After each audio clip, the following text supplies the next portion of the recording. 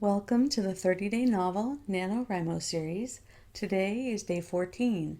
My name is Lynn Johnston, and I blog at writesmarternotharder.com. As always, we're going to talk about how you're going to move your story forward today. We're going to be coming up here on the midpoint. You're just starting to enter the midpoint of your story on day 14. And the midpoint is going to cover day 14, day 15, and possibly day 16, depending on how big a part of the story is and how significant the events are that you want to include in your midpoint. As a result of the protagonist's growth, his or her new efforts are leading him or her to discover something that changes everything. The midpoint is a huge turning point for your story. In some models of story structure, it's the point where your protagonist goes from being on the defensive to being on the offensive. And it depends on what kind of story you're telling, whether or not that model is going to work for you. But even if it's not a change in your protagonist's strategy that way, it is a change of some type that completely shifts the story. It changes the direction that the protagonist and their allies are going. It doesn't necessarily change the goal, although it can. You can be writing a story where the first half of it, your character's goal is to kill the antagonist, and at the midpoint they realize, oh my god, the antagonist is not the real villain here. I need to kill somebody else, or I need to stop someone from killing the antagonist, or I actually need to help the antagonist do whatever it is that they're trying to do. So this is going to be a point where you're probably going to have a surprise for your reader. It may or may not be a reversal, but it will probably be some sort of a twist. And the discovery may not seem positive to the protagonist at first. It might seem negative. It might be, oh my God, I just realized that the person who's doing all the killings is my brother. And that's horrible to realize that your brother is a serial killer, but that might be what the protagonist needs to discover in order to actually do the right thing in the climax of the story. So your protagonist, you want to ask yourself how your protagonist's recent growth is going to make him or her more open-minded and able to make this discovery that changes everything. This discovery is something that if the protagonist came upon it at the beginning of the story, they would not know how to handle it, or they would do the wrong thing with it. But now, because they've already gone through half of their journey and reached this point where they've been changed a little bit by what's happened to them, they are now able to look at this discovery and see it for what it really is. Also, you want to ask yourself, how does the protagonist's recent growth make him or her more able to effectively use what he or she has discovered? And that's a slightly different question. Your protagonist has already had a couple big points on their character growth arc. They've become more aware of their flaw or their wound or how their defining trauma is limiting them. And they've probably started to question it a little bit. They've probably started to realize, hey, the way that I have been for my entire life might not be sufficient anymore.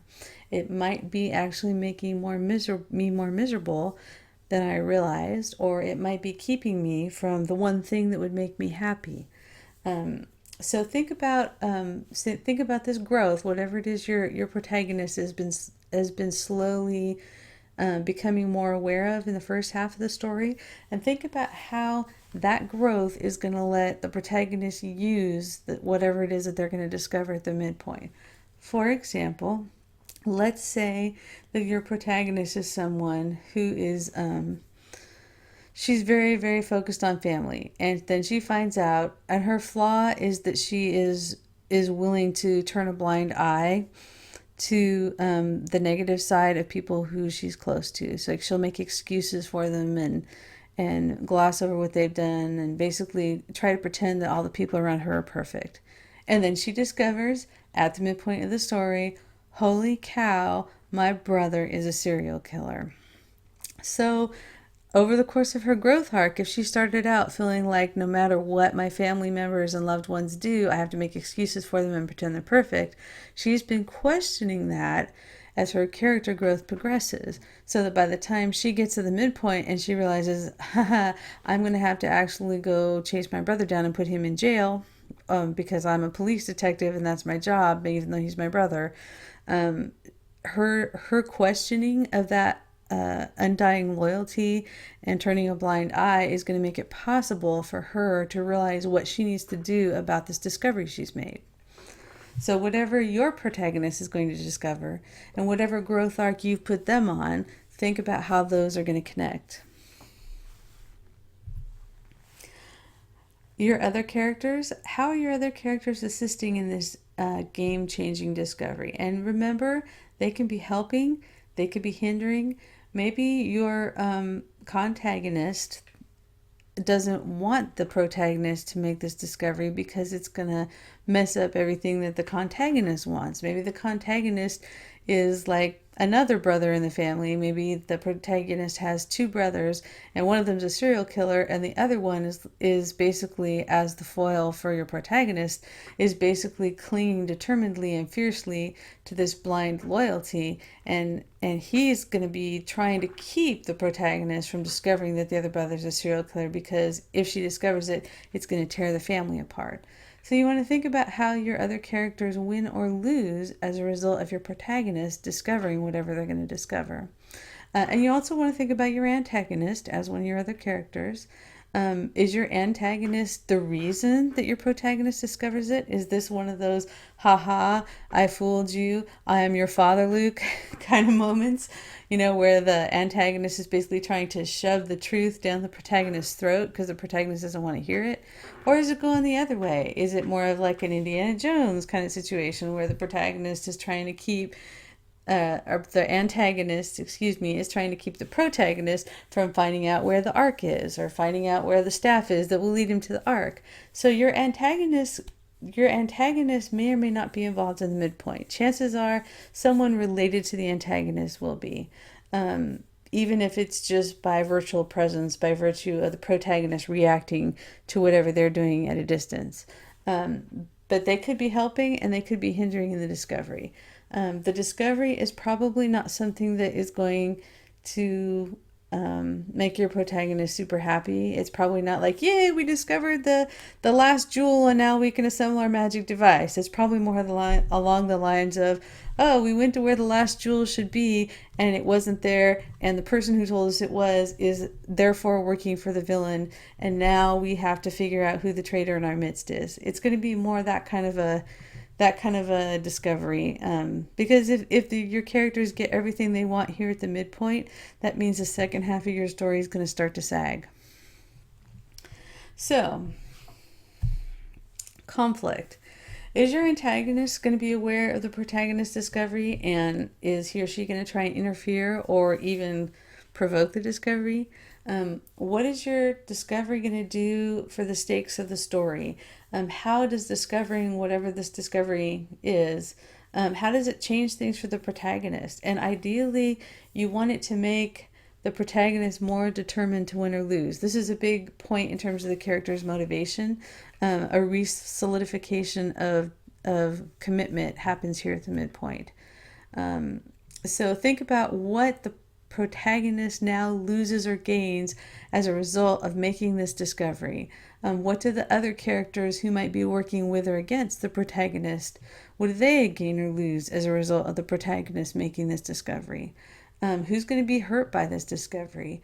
And finally, one thing you can think about if you've got an epic story, if you've got kind of a save the world sort of story as opposed to a fix something in the protagonist's life kind of story, and the stakes of the story extend not just to the protagonist and their allies, but also extend to the broader population, like as in, if I don't stop this bomb, like hundreds of people are going to die, or if I don't stop this plague from being distributed, like millions are going to get sick and turn into zombies. If there's some sort of a broad scope like that where the world is at stake or some big section of the world, this point at the midpoint, it's really important for you to think about how all those people are going to be affected by the discovery that the protagonist is making.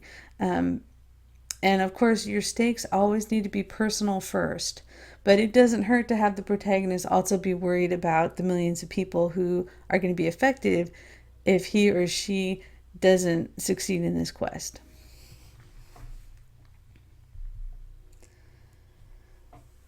For your setting, you can think about how the setting makes it harder for the characters to make their discovery. You can also think about, does the discovery change the setting? Does your character steal an artifact, but then the entire planet it was stored on collapses because it was doing something for the planet?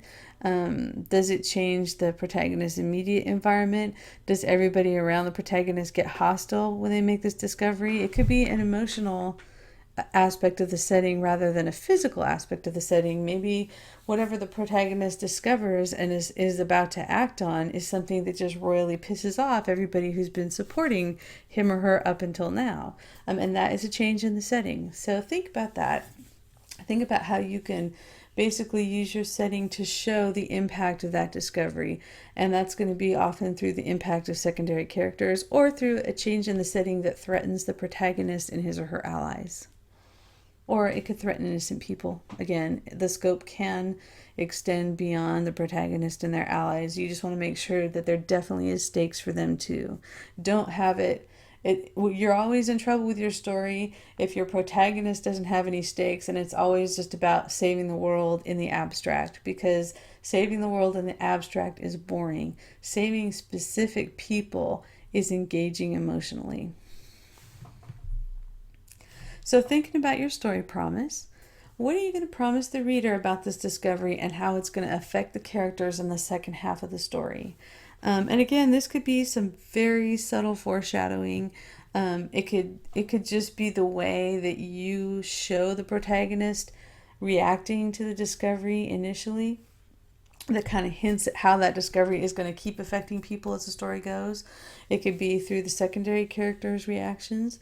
And again, this is not something that you're building a scene around. This is just something that you are flavoring the scene with, in the same way that you flavor muffins with just a little sprinkle of cinnamon instead of like putting in like a whole cup of cinnamon. It's not something that you are building scenes around so much as it is something that you are keeping in mind so that they flavor the whole book.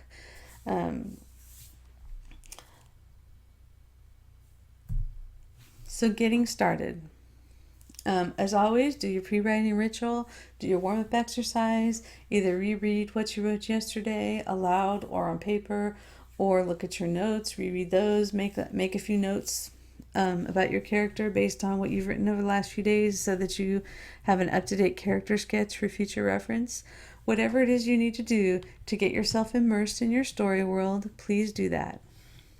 And also, I'd like you to keep in mind that whatever your characters discover at the midpoint, it has to be big enough to affect everything they do in the rest of the story. It can't be just a minor discovery. It needs to be something that is going to dramatically impact the character's behavior to cause them to go on the offensive, if you're using that story model, or basically to change the strategy that they're using to drive the second half of the story. We want to feel like this discovery has impacted everybody's life in the story, whatever it is. After you write, always celebrate your progress. Congratulations for having made it to day 14. I know there are people who've already dropped out. If you are still sticking with it and you are still here, you've done something that a lot of people cannot do, and you deserve to be congratulated for that. I encourage you always prepare for tomorrow. Do what you need to do to make your writing area and your writing materials ready to go so that you can just pull out your laptop or pull out your notebook and start writing tomorrow. Thanks for hanging out with me here on day 14. I hope the video helped. I hope your story is going well. Happy writing, and I'll see you tomorrow.